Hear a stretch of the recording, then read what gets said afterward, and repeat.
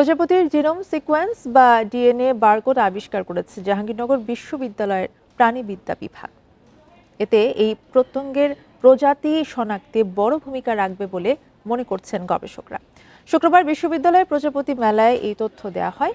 প্রজাপতি এবং তার আবাস রক্ষায় সচেতনতা বৃদ্ধির তাগিদ দেন গবেষক ও মেলা আয়োজকরা।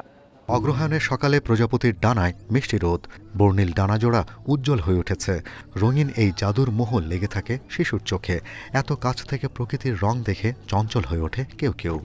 আমি প্রতি বছরই অ্যাটেন্ড করতাম যখন স্টুডেন্ট ছিলাম, আর এখন হচ্ছে আমার বেবিকে নিয়ে আসছি। আমি খুবই এক্সাইটেড।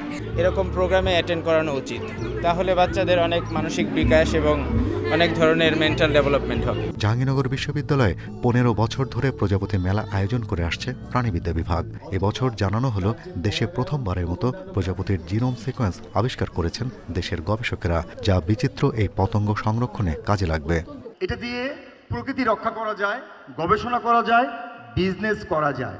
প্লেন অ্যাক্সিডেন্ট হলে একটা মানুষের জিন দিয়ে শনাক্ত করতে হয়। এই প্রজাপতি শনাক্তকরণের ক্ষেত্রে জাহাঙ্গীরনগর বিশ্ববিদ্যালয়ের প্রাণীবিদ্যা বিভাগ আমরা মলিকুলার ডেটা তৈরি করেছি। 2010 সালে ক্যাম্পাসে 110 প্রজাতির প্রজাপতি দেখা মিলত। দেড় যুগে গুল্মলতা কমে যাওয়া ও মাত্রাতিরিক্ত দূষণে ধ্বংস হয়েছে আবাস।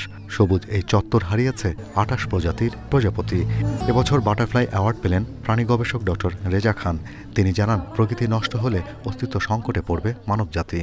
মানুষও কোনোদিনও একা প্রকৃতি ছাড়া প্রজাপতি, পাখি, সামুদ্রিক প্রাণী, মিঠা পানির প্রাণী, আকাশে ভেসে বেড়ানো সমস্ত প্রাণীর সাহচর্য ছাড়া পৃথিবীর কোনো মানুষ কোনোদিন বেঁচে থাকতে পারবে না। প্রজাপতি মেলা দেখতে শুক্রবার জমজমাট ছিল পুরো ক্যাম্পাস। মেলায় দর্শনার্থীদের নিয়ে আয়োজন করা হয় বর্ণাঢ্য শোভাযাত্রা।